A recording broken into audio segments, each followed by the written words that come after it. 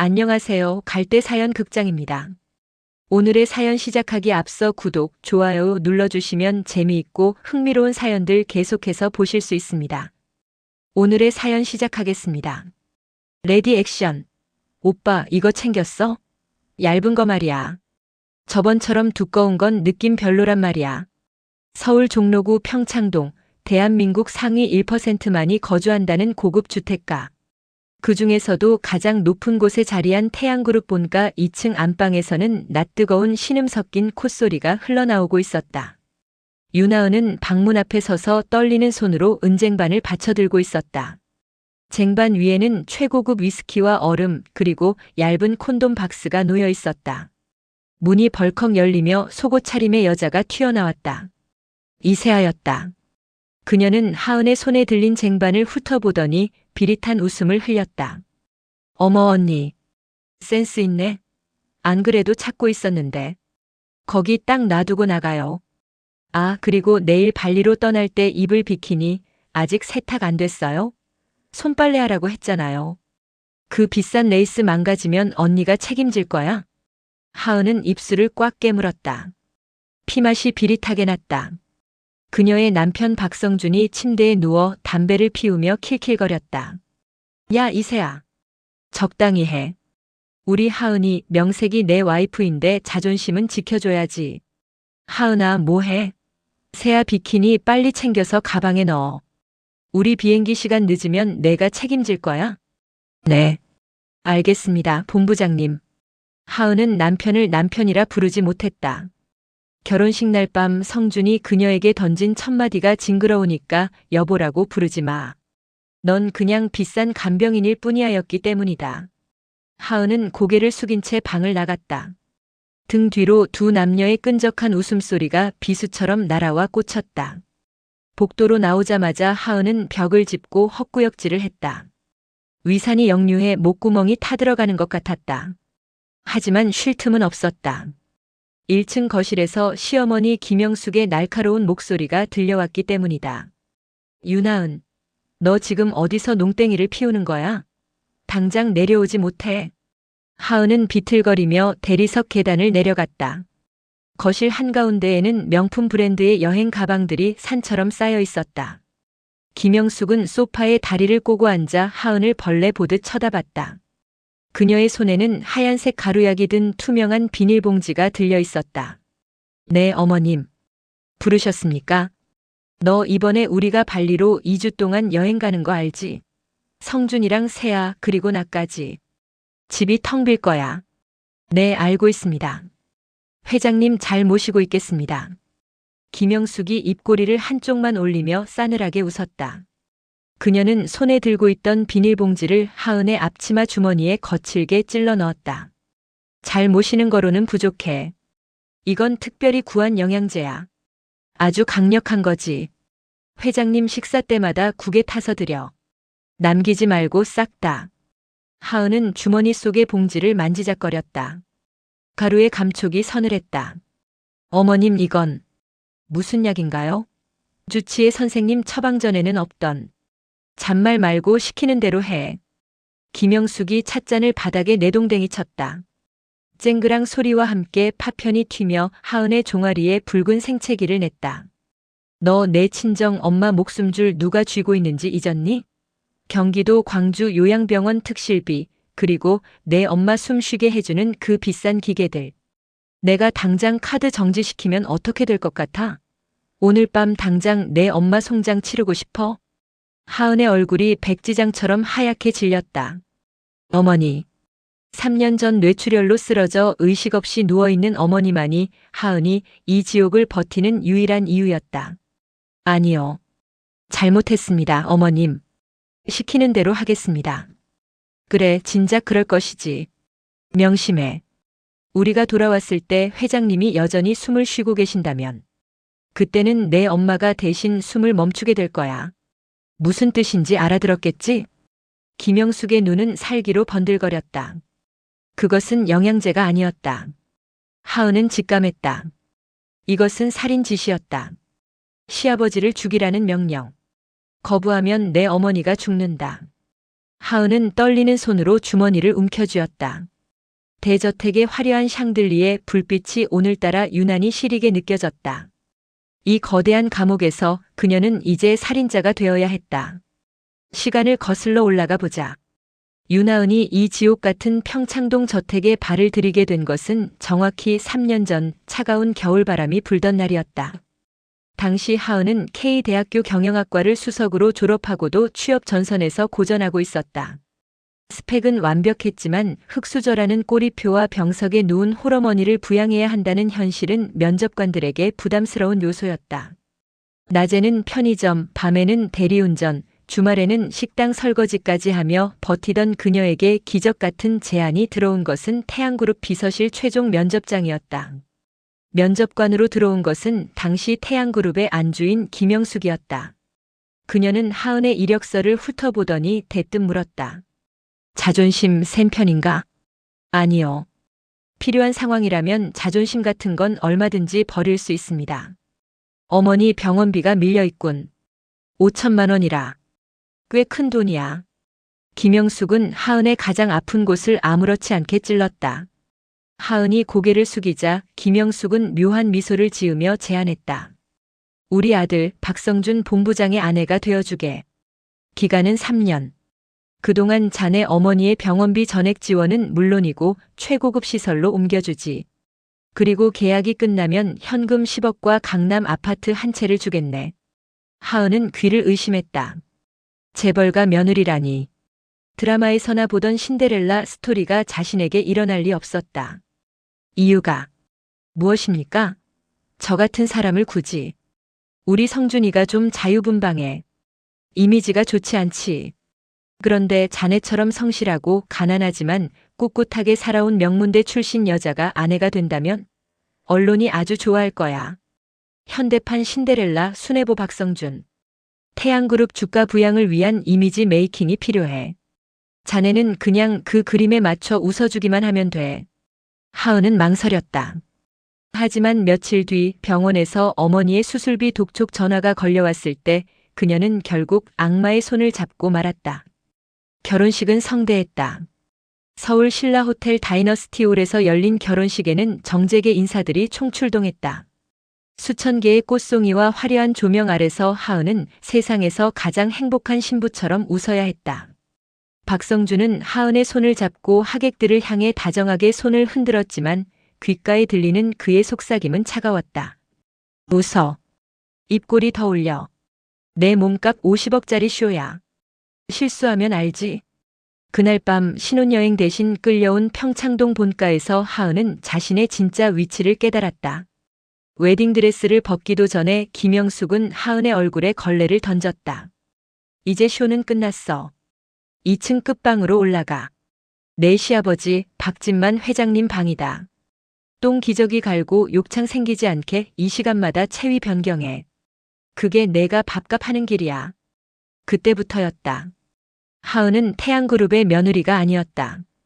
그녀는 이름뿐인 사모님이자 밤에는 시아버지의 대소변을 받아내는 간병인, 낮에는 시어머니와 남편의 온갖 히스테리를 받아내는 감정 쓰레기통이었다.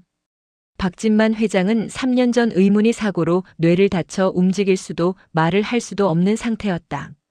멍하니 천장만 바라보는 그의 눈동자는 공허했다. 하은은 매일 밤 그의 앙상한 팔다리를 주무르며 울음을 삼켰다. 회장님. 아니 아버님. 저 너무 힘들어요. 엄마가 보고 싶어요.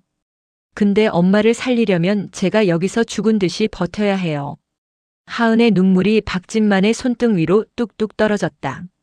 그때마다 박진만의 손가락이 미세하게 꿈틀거리는 것 같았지만 하은은 그저 자신의 착각이라 생각했다.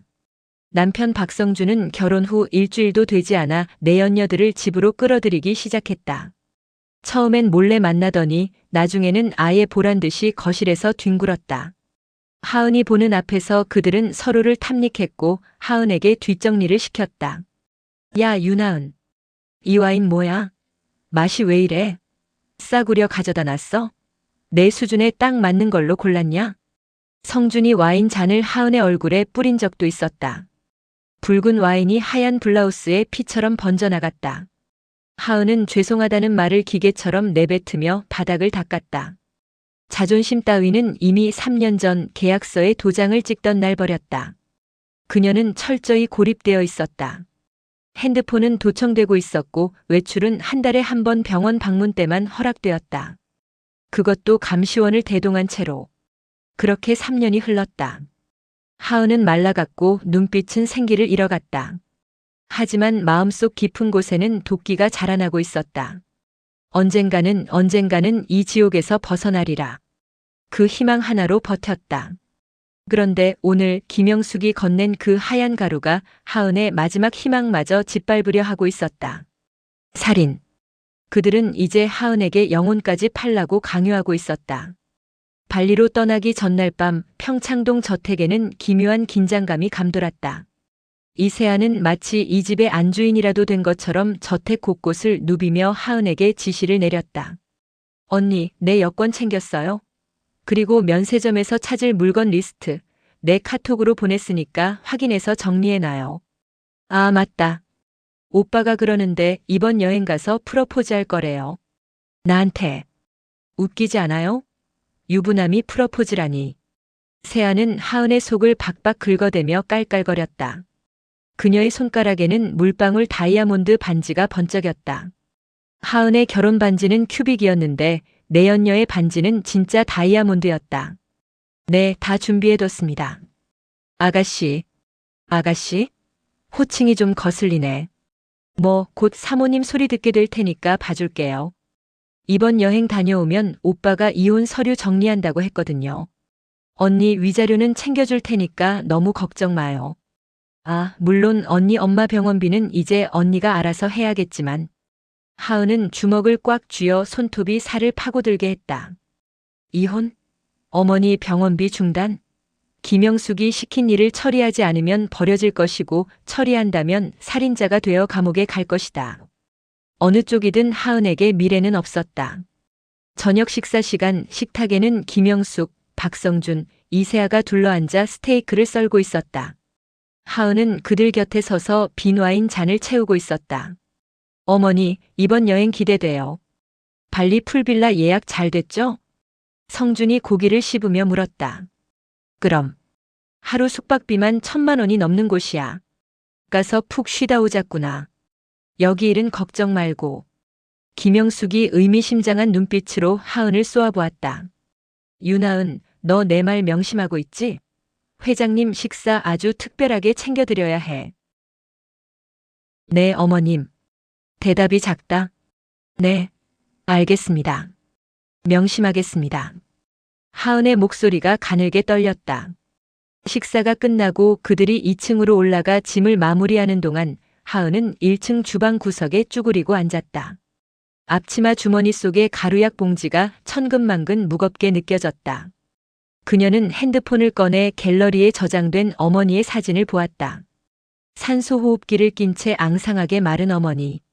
엄마, 나 어떡해? 나 정말 살인자가 되어야 해? 아니면 엄마를 죽게 내버려둬야 해? 눈물이 액정 위로 후두둑 떨어졌다. 그때였다. 2층에서 쿵 하는 소리가 들리더니 성준의 고함이 들려왔다. 야, 유나은, 빨리 안 올라와?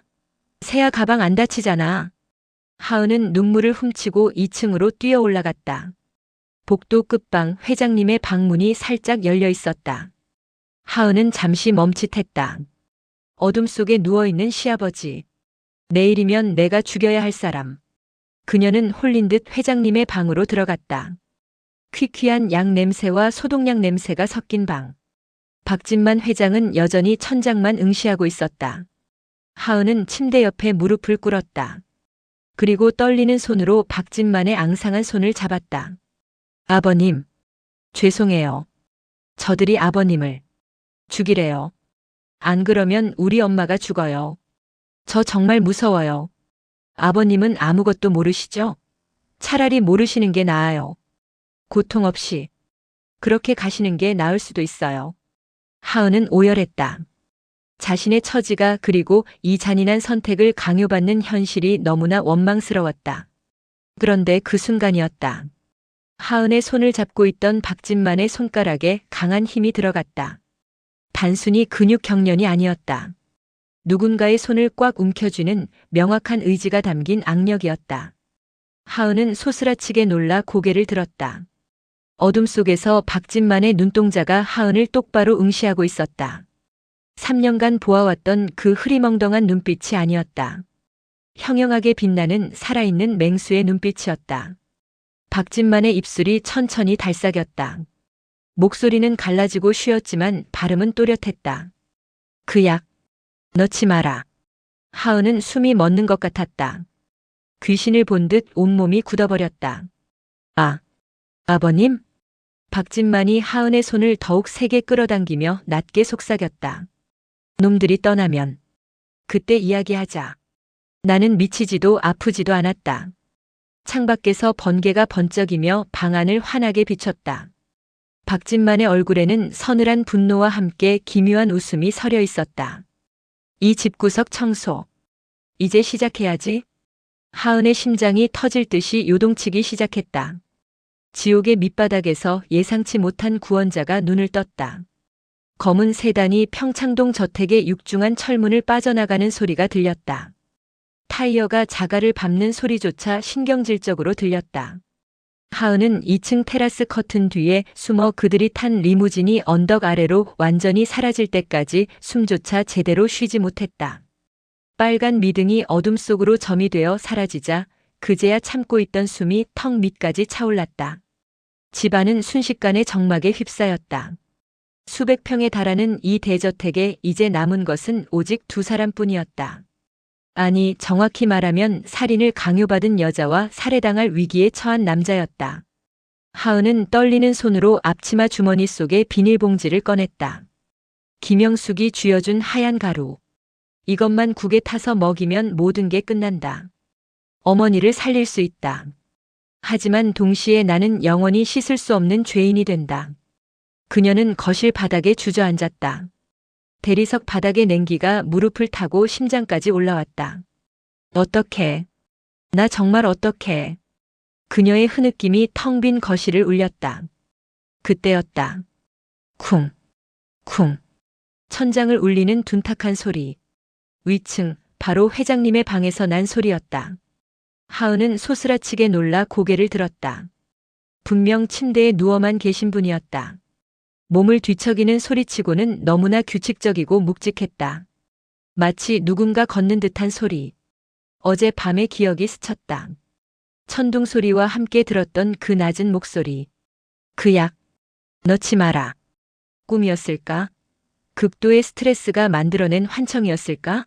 하은은 비틀거리며 계단을 올랐다. 한 계단 한 계단이 처형대로 향하는 길처럼 무거웠다. 방문 앞에 섰을 때 안에서는 기이할 정도의 고요함만이 흘러나왔다. 하은은 마른 침을 삼키고 문고리를 돌렸다. 아버님, 식사 준비할까요? 문이 열리고 하은은 눈앞에 펼쳐진 광경에 그 자리에 얼어붙고 말았다. 침대는 비어 있었다. 3년 동안 한 번도 비워진 적 없던 그 병원 침대가 텅 비어 있었다. 시선이 천천히 방 안을 훑었다. 그리고 창가 달빛이 쏟아지는 그곳에 한 남자가 서 있었다. 박진만. 그는 휠체어가 아닌 두 다리로 꼿꼿하게 서 있었다. 앙상하게 말랐던 몸은 헐렁한 환자복 사이로 가려져 있었지만 창틀을 짚고 있는 손등에는 푸른 힘줄이 돋아 있었다. 3년간 식물인간이나 다름없던 노인이 창밖의 서울 야경을 내려다보고 있었다. 문 잠그고 들어와라. 그의 목소리는 더 이상 갈라지지 않았다. 낮고 중후한 과거 태양그룹을 호령하던 회장의 위엄이 서린 목소리였다. 하은은 다리가 풀려 바닥에 쓰러질 뻔했지만 정신을 부여잡고 문을 잠갔다. 딸깍. 잠금 장치가 돌아가는 소리가 유난히 크게 들렸다. 박진만이 천천히 몸을 돌렸다. 달빛을 등진 그의 얼굴은 그늘져 있었지만 눈빛만은 형형하게 빛났다. 놀랐느냐? 아, 아버님. 어떻게? 다리가 3년이다. 내가 이 방에 갇혀 짐승처럼 주는 밥을 받아먹고 똥오줌을 내 손에 맡긴 세월이. 박진만은 천천히, 아주 천천히 하은에게 다가왔다. 걸음걸이는 다소 부자연스러웠다. 오랫동안 쓰지 않은 근육들이 비명을 지르는 듯 했다. 그는 침대 옆 협탁에 놓인 물병을 들어 단숨에 들이켰다. 저들이 나를 바보로 만들었다고 생각했겠지. 브레이크가 고장난 차에 나를 태워 절벽으로 밀어버린 그날부터 나는 죽은 목숨이나 다름없었으니까. 하은은 입을 틀어막았다. 단순한 사고가 아니었다. 김영숙 그리고 그 여자가 데려온 놈 박성준. 그들이 내 차를 조작했다. 나는 사고 직후 의식이 돌아왔지만 움직일 수 없었지. 병실에 누워 그들이 하는 이야기를 다 들었다.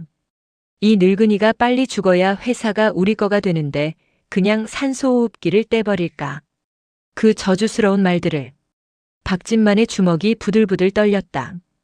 그때 알았다. 내가 지금 깨어나 봤자 저들은 다시 나를 죽이려 들 것이라는 걸. 내 힘이 완전히 빠진 상태에서는 저 악마들을 이길 수 없다는 걸. 그래서 나는 스스로 내 영혼을 가두기로 했다. 미친 척, 멍청한 척, 아무것도 모르는 치매 노인인 척. 그는 하은의 앞으로 다가와 그녀의 어깨를 잡았다. 악력이 강했다. 그런데 며느리라는 아이가 들어오더구나. 처음엔 너도 그들과 한패인 줄 알았다. 김영숙이 고르고 골라 데려온 아이니 오죽하겠나 싶었지. 그런데 박진만의 눈가가 붉어졌다. 밤마다 내 손을 잡고 울더구나. 내 젖은 기저귀를 갈아주며 미안하다고, 냄새나서 미안하다고, 아프게 해서 미안하다고 속삭이더구나. 제 남편이라는 놈이 다른 여자와 뒹구는 소리를 들으면서도 내 욕창을 소독하고 밥을 떠먹여 주더구나. 너는 이 지옥 같은 집구석에서 유일한 인간이었다. 하은의 눈에서 참았던 눈물이 터져 나왔다. 3년의 서름이 아무도 알아주지 않았던 그 고통스러운 시간들이 시아버지의 한마디에 녹아내리는 것 같았다. 아버님. 흐흐. 저 너무 무서웠어요. 정말 죽는 줄 알았어요. 안다. 다 봤다. 김영숙이 너를 개 취급하는 것도, 박성준이 너를 모욕하는 것도. 내가 당장 일어나 저들의 목을 비틀고 싶었지만 참아야 했다. 확실한 증거가 필요했으니까. 그리고 이제 때가 되었다. 박진만은 하은의 손에 들린 하얀 가루 봉지를 낚아챘다. 그리고 책상 서랍에서 돋보기를 꺼내 가루를 유심히 살폈다. 디곡신이구나. 심장질환 약이지만 과다 복용하면 심정지를 일으키지. 부검을 해도 지병으로 인한 자연사로 위장하기 딱 좋은 독극물이야. 김영숙, 이 독한 년. 결국 끝을 보려고 하는구나. 박진만은 가루 봉지를 다시 하은에게 쥐어주며 말했다. 하은아, 선택해라. 이 약을 내 국에 타고 내 어머니를 살릴 테냐, 아니면 나와 손을 잡고 저 악마들을 지옥으로 보낼 테냐? 하은은 눈물 젖은 눈으로 박진만을 올려다보았다. 그녀의 눈빛이 흔들리다가 이내 단단하게 굳어졌다. 더 이상 물러설 곳은 없었다. 아버님, 저들을 부숴버리고 싶어요. 제가 당한 만큼, 아니 그보다 더 처참하게 짓밟아주고 싶어요. 제 어머니를 건드린 대가를 치르게 해줄 거예요. 박진만이 희미하게 웃었다. 그래, 잘 생각했다. 이제부터 이 집의 주인은 김영숙이 아니다. 바로 우리다. 자, 일어나라. 보여줄 게 있다. 박진만은 절뚝거리는 다리로 옷장 쪽으로 향했다. 거대한 자개장 문을 열고 안쪽 깊숙한 곳의 벽면을 손으로 더듬었다. 틱 하는 소리와 함께 옷장 뒷면이 회전하며 비밀 통로가 드러났다. 어서 오너라. 이곳이 나의 작전 상황실이다. 어둠 속으로 이어진 그 통로는 하은의 인생을 송두리째 바꿀 복수의 시작점이었다. 하은은 눈물을 닦고 주먹을 꽉 쥐며 그 어둠 속으로 발을 내디뎠다. 옷장 뒤의 비밀 공간은 생각보다 넓었다. 3평 남짓한 공간에는 벽면 가득 모니터와 녹음 장비 그리고 서류 뭉치들이 빼곡하게 쌓여 있었다. 먼지 냄새 대신 기계 돌아가는 열기와 종이 냄새가 났다. 에이, 이게 다 뭐예요? 하은은 입을 다물지 못했다. 모니터 중 하나에는 현재 1층 거실과 주방 그리고 정원의 모습이 CCTV 화면으로 송출되고 있었다. 이 집을 지을 때 내가 설계한 비밀 공간이다. 김영숙은 이곳의 존재를 꿈에도 모르지. 나는 밤마다 내가 잠들고 간병인이 자리를 비우는 그 짧은 틈을 타 이곳으로 기어들어왔다. 처음엔 바닥을 기어서 오는 데만 1시간이 걸렸지. 박진만은 익숙하게 의자에 앉아 키보드를 두드렸다. 화면이 바뀌더니 날짜별로 정리된 오디오 파일들이 나타났다. 들어보거라. 이게 저들의 민낯이다. 재생 버튼이 눌리자 김영숙의 날카로운 목소리가 스피커를 통해 흘러나왔다. 이 변호사 유원장 수정은 확실한 거죠? 회장님이 저렇게 누워 계시니 의사표명은 불가능하고 법적 대리인인 제가 도장을 찍으면 그만 아닙니까? 태양그룹 지분 30%를 성준이 앞으로, 나머지 부동산과 현금은 제 명의로. 유나은 그 계집애한테는 한 푼도 주지 마세요. 계약서? 호호, 그걸 믿었어요? 어차피 그의 엄마 곧 죽을 목숨인데 대충 장례비나 던져주면 떨어져 나갈 거예요. 하은의 손이 부들부들 떨렸다. 10억 아파트. 모든 것이 거짓말이었다. 애초에 줄 생각조차 없었던 것이다. 이어지는 녹음 파일은 박성준과 이세아의 대화였다. 오빠, 그 촌스러운 년 언제 내쫓을 거야? 나랑 발리 가서 살자니까. 조금만 기다려. 아버지 돌아가시면 바로 정리할 거야. 아, 맞다. 하은이 그 멍청한 게 내 비자금 통장 명의도 빌려줬잖아. 나중에 횡령 문제 터지면 걔가 덮어쓰고 감옥 가게 설계 다 해놨어. 걔는 그냥 일회용 방패막이야. 하은은 치밀어 오르는 분노에 숨을 쉴 수가 없었다. 자신은 그들에게 사람이 아니었다. 쓰다가 버리는 물건, 감옥에 대신 보낼 희생양, 그 이상도 이하도 아니었다. 눈앞이 캄캄해지고 속이 메스꺼웠다. 저런. 짐승만도 못한 놈들. 박진만이 하은에게 따뜻한 차 한 잔을 건넸다. 언제 준비했는지 모를 김이 모락모락 나는 둥글레 차였다. 마셔라. 분노는 차갑게 식혀야 무기가 된다. 흥분하면 진다. 하은은 찻잔을 두 손으로 감싸쥐었다. 뜨거운 온기가 차가운 손끝을 녹였다. 아버님. 그런데 이 증거들만 있으면 경찰에 신고해서 다 잡을 수 있는 거 아니에요? 왜 지금까지? 법은 멀고 주먹은 가깝다는 말이 있지. 김영숙은 법조계에도 끈이 많다. 어설픈 증거로 들이댔다가는 증거 불충분으로 풀려날 거고 역으로 우리를 공격할 거다.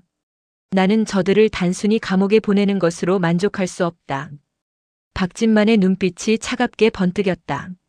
가진 것을 모두 뺏을 거다. 돈, 명예, 그리고 서로에 대한 신뢰까지. 저들이 가장 소중하게 여기는 것들이 발밑에서부터 무너져 내리는 꼴을 보고 나서야 내 분이 풀릴 것 같다. 그리고 너도 내가 당한 모욕을 똑같이 갚아줘야 하지 않겠느냐? 하은은 고개를 끄덕였다. 그래, 그냥 감옥에 보내는 건 너무 관대하다. 내 3년, 내 젊음, 내 어머니의 고통. 그 모든 것을 피눈물로 갚게 해줄 것이다. 하은아, 지금부터 내 계획을 말해주마. 잘 들어라. 박진만은 서랍에서 낡은 수첩 하나와 대포폰으로 보이는 휴대폰을 꺼냈다. 첫 번째, 내 어머니부터 확보해야 한다.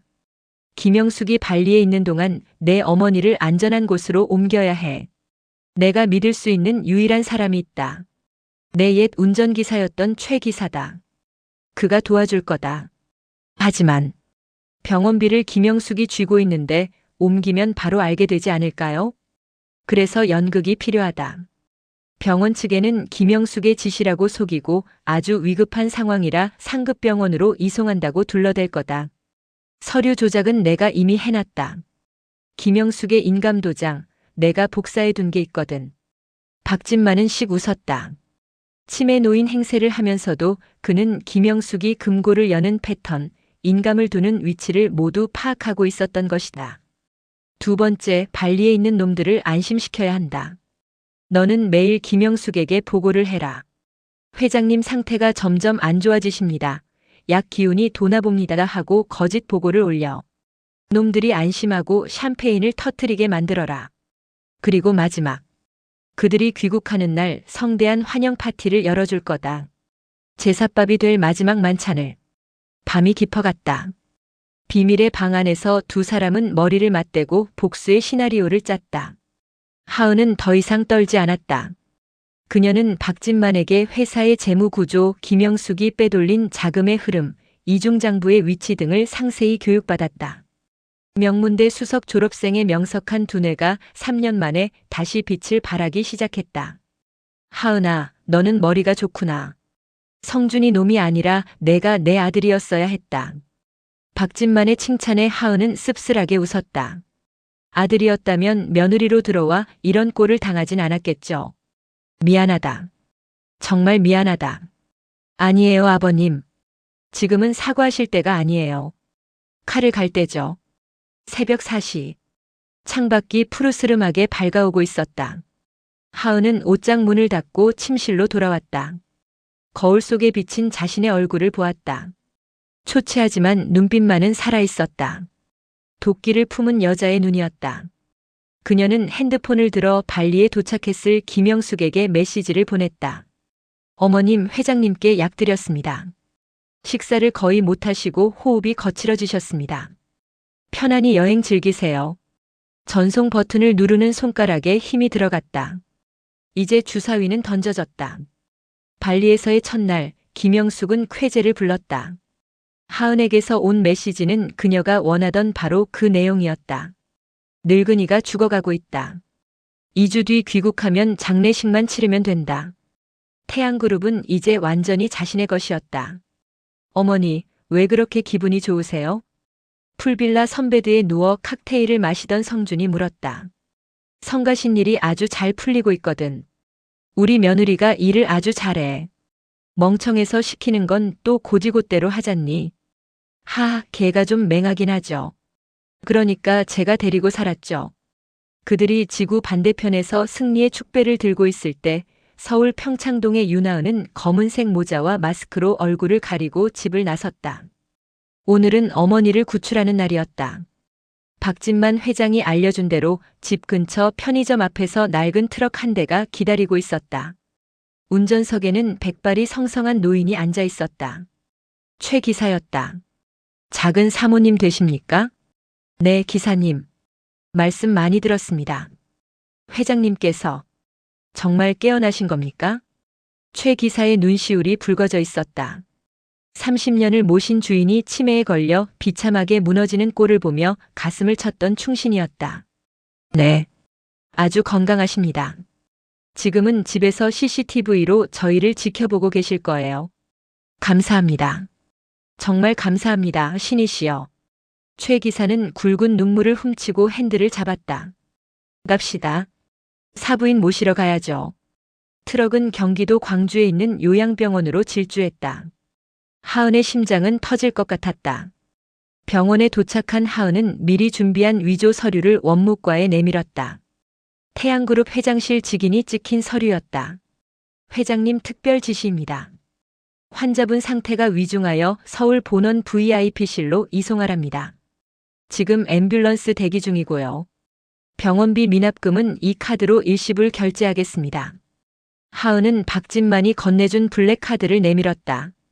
원무과 직원은 태양그룹이라는 말과 블랙카드의 위용에 압도되어 별다른 의심 없이 절차를 진행했다.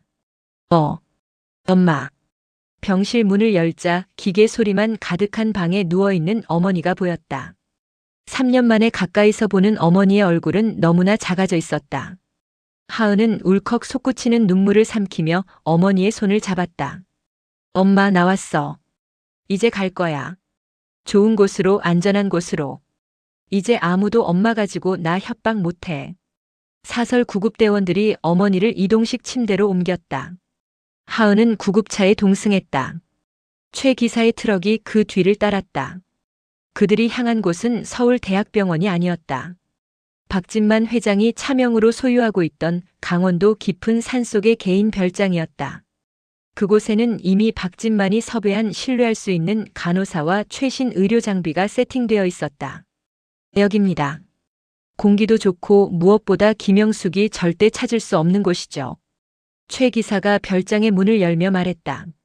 숲속에 숨겨진 요새 같은 곳이었다.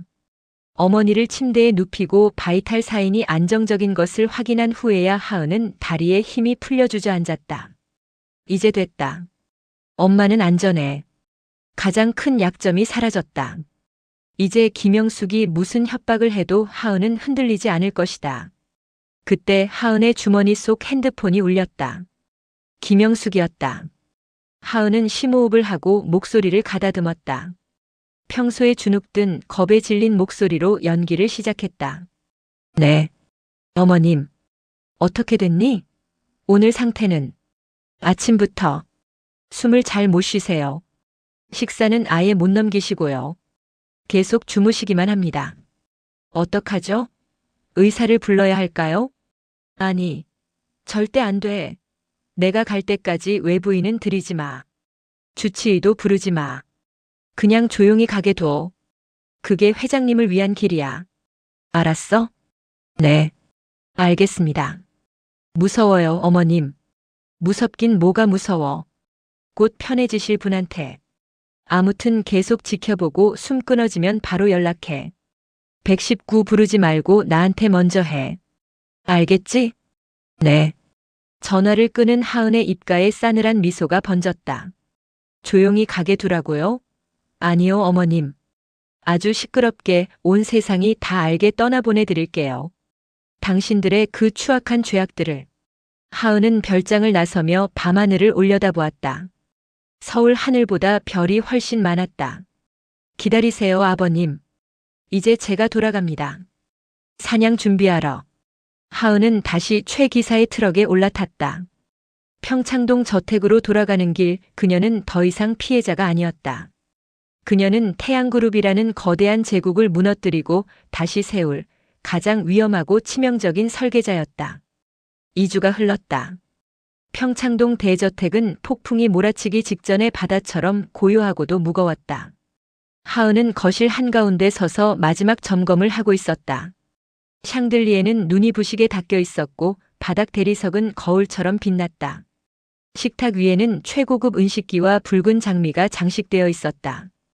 겉보기에는 여행에서 돌아오는 가족들을 위한 따뜻한 환영 준비였지만 그 속내는 사형수들을 위한 마지막 만찬이었다. 준비는 완벽하냐? 2층 난간에서 박진만 회장의 낮은 목소리가 들렸다. 그는 완벽한 정장 차림이었다. 3년 만에 입는 태양그룹 총수의 위엄이 서린 다크 네이비 수트. 넥타이를 매는 손길은 아직 조금 어색했지만 그 눈빛만은 칼날처럼 예리했다. 네, 아버님. 모든 게 준비되었습니다. 경찰청장님께는 예정대로 8시에 도착해달라고 연락드렸고요. 기자들도 집 앞에서 대기 중입니다. 좋다. 나는 서재에 숨어 있겠다. 놈들이 샴페인을 터뜨리고 가장 행복해할 때 그때 내려가마. 박진만은 지팡이를 짚고 서재 쪽으로 몸을 숨겼다. 하은은 다시 하녀의 얼굴로 돌아갔다. 어깨를 구부리고 눈빛을 죽이고 겁에 질린 며느리의 가면을 썼다. 오후 4시 요란한 경적 소리와 함께 리무진이 들어왔다. 현관문이 열리고 구릿빛으로 그을린 세 사람이 들이닥쳤다. 아이고, 내 집이 최고네. 발리도 좋지만 역시 우리 집 침대가 제일이라니까. 김영숙이 화려한 리조트 룩 차림으로 들어오며 소리쳤다. 그녀의 뒤로 박성준과 이세아가 킬킬거리며 따라 들어왔다. 그들의 손에는 면세점 쇼핑백이 주렁주렁 들려 있었다. 오셨어요, 어머님. 본부장님. 하은이 현관 앞에 무릎을 꿇고 그들의 신발을 벗겼다. 김영숙은 하은의 머리통을 내려다보며 비릿하게 웃었다. 그래. 집구석 잘 지키고 있었니? 아, 냄새. 너한테서 왠지 죽음의 냄새가 나는 것 같구나. 회장님은? 아직 숨붙어 있어? 김영숙의 목소리가 낮아졌다. 하은은 덜덜 떠는 연기를 하며 대답했다. 네. 어제부터는 물 한 모금도 못 넘기십니다. 호흡이 곧 끊어지실 것 같습니다. 호호호. 그래. 아주 타이밍이 기가 막히네.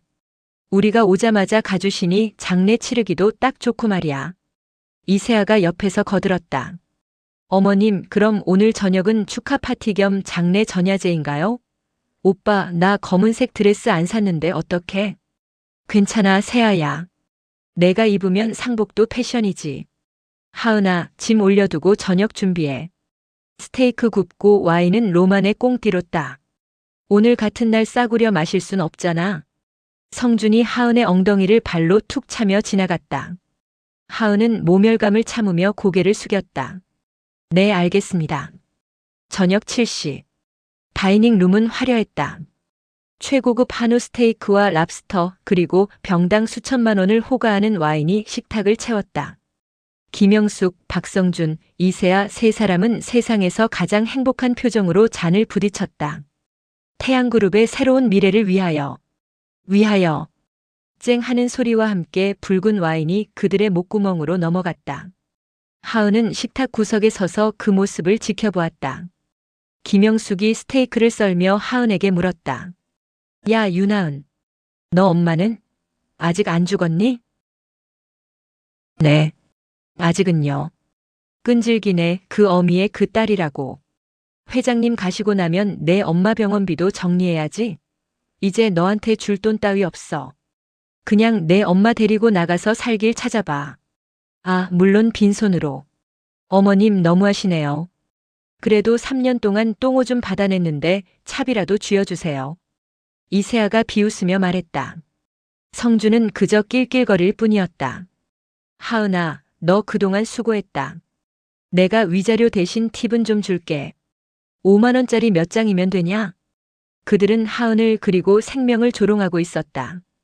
탐욕에 눈이 멀어 인간이기를 포기한 악마들. 하은은 주먹을 꽉 쥐었다. 이제 시간이 되었다. 어머님 식사 중에 죄송하지만 회장님께 마지막 인사라도 드려야 하지 않을까요? 정말 위독하십니다. 하은의 말에 김영숙이 귀찮다는 듯 손을 저었다. 아, 밥맛 떨어지게. 알았어. 다 먹고 올라갈 거야. 가서 죽었는지 확인이나 하고 와. 아니요. 하은이 고개를 들었다. 그녀의 눈빛이 변해 있었다. 겁에 질린 하녀의 눈이 아니었다. 직접 확인하시죠. 지금 여기서. 뭐? 너 지금 눈빛이 왜 그래? 미쳤니? 김영숙이 포크를 내려놓으며 소리쳤다. 그때였다. 또각, 또각.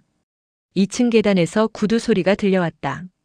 규칙적이고 묵직한 소리. 셋의 시선이 동시에 식당 입구로 향했다. 누구야?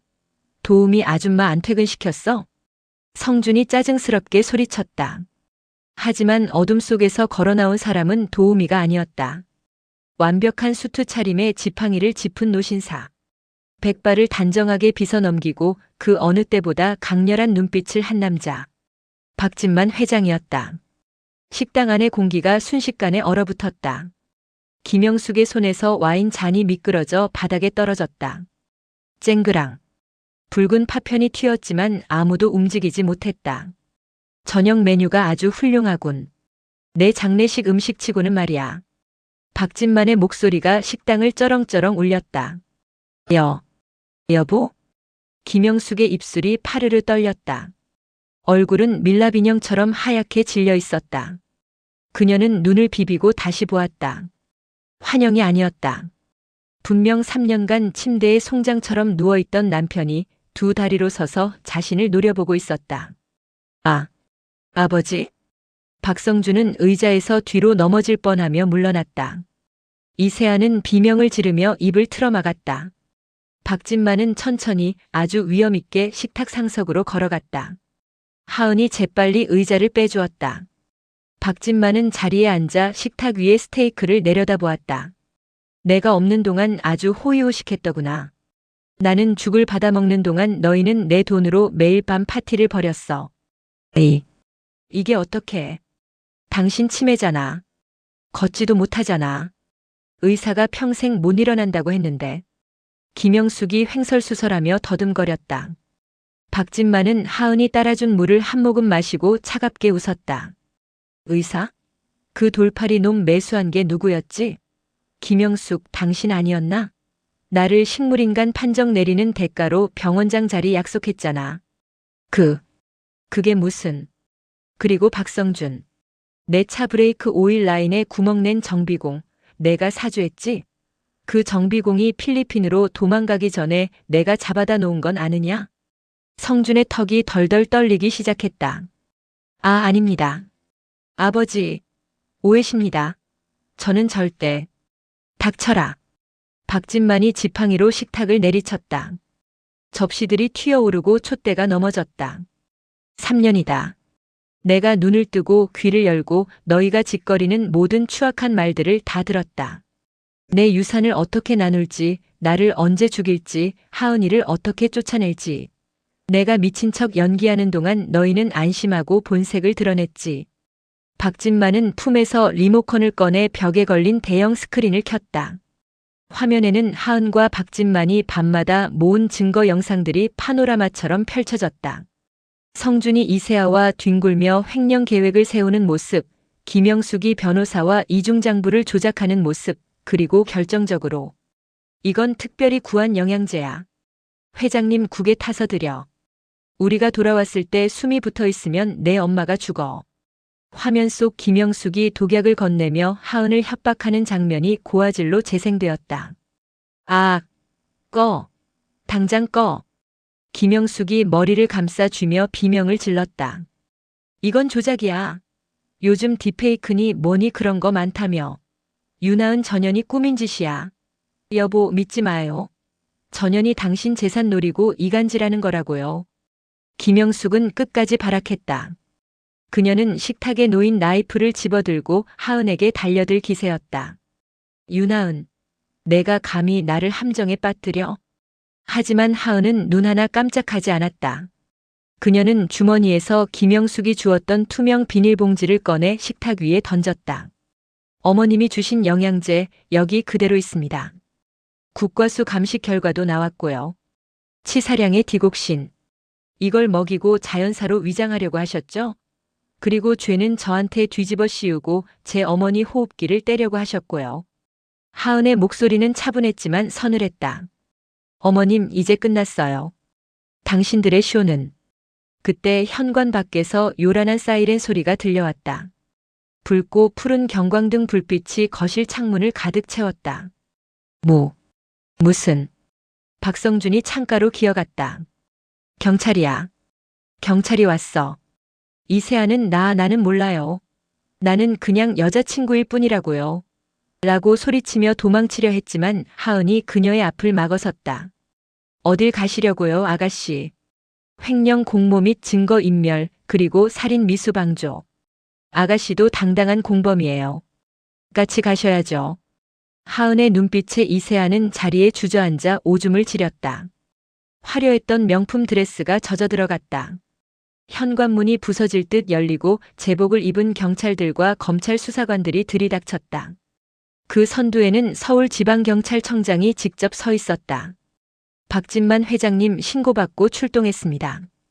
괜찮으십니까? 오시느라 수고했소. 저기 있는 저 세 인간들 내 집에서 당장 치워주시오.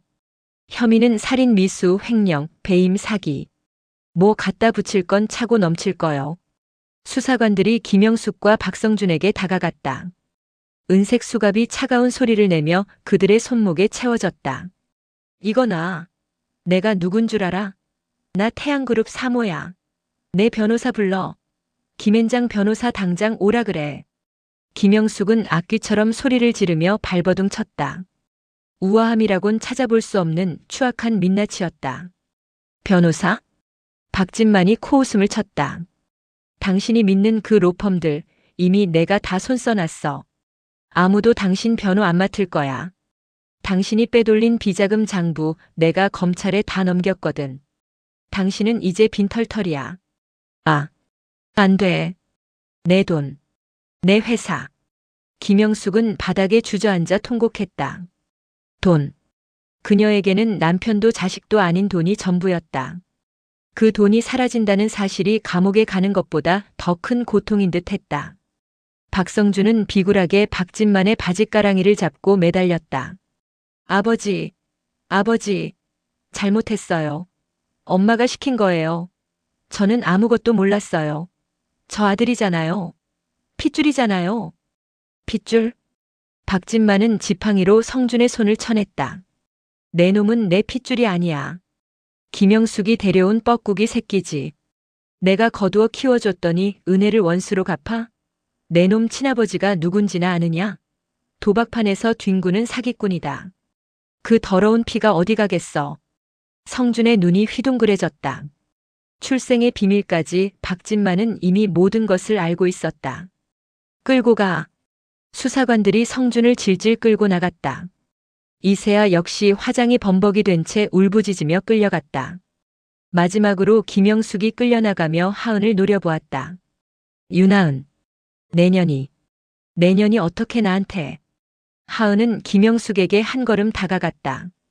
그리고 3년 전 김영숙이 자신에게 했던 것처럼 차갑게 내려다보며 속삭였다. 어머님, 감옥밥은 입에 맞으실지 모르겠네요. 아, 걱정 마세요. 영치금 정도는 넣어드릴게요. 딱 5만 원. 김영숙은 거품을 물고 기절할 듯 쓰러지며 끌려나갔다. 저택이 다시 고요해졌다. 경찰들이 떠나고 난장판이 된 식탁과 박진만 그리고 하은만이 남았다. 박진만은 그제야 긴장이 풀린 듯 소파에 깊게 몸을 기댔다. 이마에 식은땀이 맺혀 있었다. 하은아. 네, 아버님. 수고했다. 정말. 수고했다. 아버님도요. 정말 고생 많으셨습니다. 두 사람은 서로를 마주 보았다. 피 한 방울 섞이지 않았지만 죽음의 문턱을 함께 넘어온 전우애가 그들 사이에 흘렀다. 하은의 눈에서 눈물이 주르륵 흘러내렸다. 슬픔의 눈물이 아니었다. 지독했던 3년의 겨울이 끝나고 마침내 봄이 왔음을 알리는 해방의 눈물이었다. 이제 엄마한테 가자. 내 어머니 많이 기다리시겠다. 박진만이 따뜻하게 하은의 손을 잡아주었다. 6개월 후 태양그룹 본사 대회의실. 수백 명의 임직원과 주주들이 모인 가운데 임시 주주총회가 열리고 있었다. 단상에는 건강을 완전히 회복한 박진만 회장이 서 있었다. 존경하는 주주 여러분, 그리고 임직원 여러분. 지난 몇 달간 불미스러운 일로 심려를 끼쳐드려 죄송합니다. 썩은 살을 도려내는 과정은 고통스러웠지만 이제 태양그룹은 더 투명하고 건강한 기업으로 다시 태어날 것입니다. 우레와 같은 박수가 쏟아졌다. 박진만은 손을 들어 좌중을 진정시키고 말을 이었다. 저는 오늘부로 경영 일선에서 물러나 전문 경영인 체제를 도입하고자 합니다. 그리고 제 지분의 절반을 사회에 환원하고 나머지 절반은 저를 지옥에서 구해주고 회사를 위기에서 건져낸 새로운 적임자에게 양도할 것입니다. 웅성거리는 소리 속에 박진만이 뒤를 돌아보았다. 나오세요, 유나은 부사장. 문이 열리고 하은이 걸어 들어왔다. 그녀는 더 이상 주눅든 며느리도 초라한 간병인도 아니었다. 세련된 화이트 수트를 입고 당당한 발걸음으로 단상에 오르는 그녀의 모습에서는 빛이 났다. 유나은 부사장은 지난 6개월간 비상경영위원회를 이끌며 횡령된 자금을 전액 회수하고 회사의 시스템을 완벽하게 재건했습니다. 그녀야말로 태양그룹의 새로운 태양입니다. 하은은 마이크 앞에 섰다. 수많은 카메라 플래시가 터졌지만 그녀는 눈을 깜빡이지 않았다. 감사합니다. 부족한 저를 믿어주신 회장님과 임직원 여러분께 깊은 감사를 드립니다. 저는 사람을 귀하게 여기는 경영을 하겠습니다. 돈보다 생명이, 탐욕보다 신뢰가 먼저인 기업을 만들겠습니다. 하은의 연설은 진심이 담겨 있었기에 사람들의 마음을 움직였다. 그녀의 이야기는 한여에서 재벌 총수로라는 타이틀로 연일 뉴스에 보도되었고 그녀는 희망의 아이콘이 되었다. 주주총회가 끝나고 하은은 회장실로 돌아왔다. 통유리창 너머로 서울 시내가 한눈에 들어왔다. 축하하네, 윤 부사장. 박진만이 소파에 앉아 흐뭇하게 웃고 있었다. 아버님 덕분이에요. 제가 감히 이런 자리에. 아니야. 내 능력이다. 나는 그저 길을 터줬을 뿐이야. 그때 하은의 핸드폰이 울렸다. 엄마라고 뜬 화면. 엄마. 뉴스 봤어? 응, 잘 끝났어. 오늘 저녁? 당연히 같이 먹어야지. 아버님도 같이 가실 거야. 알았어, 갈비찜 해놓겠다고. 기대할게. 하은은 아이처럼 웃으며 전화를 끊었다. 어머니는 강원도 요양 생활을 마치고 서울의 새 아파트로 돌아왔다. 박진만 회장이 선물한 집이었다. 건강도 기적적으로 호복되어 이제는 지팡이 없이도 거동할 수 있게 되었다. 사부인이 갈비찜을 하셨다니 이거 오늘 과식하겠는걸. 아버님 건강 생각하셔야죠. 딱 1인분만 드세요. 허허, 잔소리는 여전하구나. 두 사람은 웃으며 회장실을 나섰다. 엘리베이터가 1층 로비에 도착하고 하은이 문을 나서는 순간 따사로운 오후의 햇살이 그녀의 얼굴을 비추었다. 그녀는 잠시 멈춰 서서 하늘을 올려다보았다. 3년 전 이 건물 면접장에 들어올 때만 해도 세상은 온통 회색빛이었다. 하지만 지금은 달랐다. 김영숙은 징역 20년을 선고받고 복역 중이었고 박성준과 이세아 역시 감옥에서 죗값을 치르고 있었다. 악은 무너졌고 선은 승리했다. 단순히 동화 속 이야기가 아니라 하은이 스스로 쟁취해낸 현실이었다. 가자, 하은아. 박진만이 앞서 걸으며 불렀다. 네, 아버님. 가요. 하은은 구두 굽소리를 경쾌하게 울리며 앞으로 나아갔다. 그녀의 뒤로 길게 늘어선 그림자는 더 이상 어둡지 않았다. 그것은 태양을 향해 당당하게 뻗어나가는 승자의 그림자였다. 검은 저택의 하녀는 죽었다. 그리고 오늘 진짜 주인인 유나은이 다시 태어났다. 사연 잘 들으셨나요? 구독, 좋아요, 알림 설정 해주시면 저에게 큰 힘이 됩니다. 늘 행복하세요.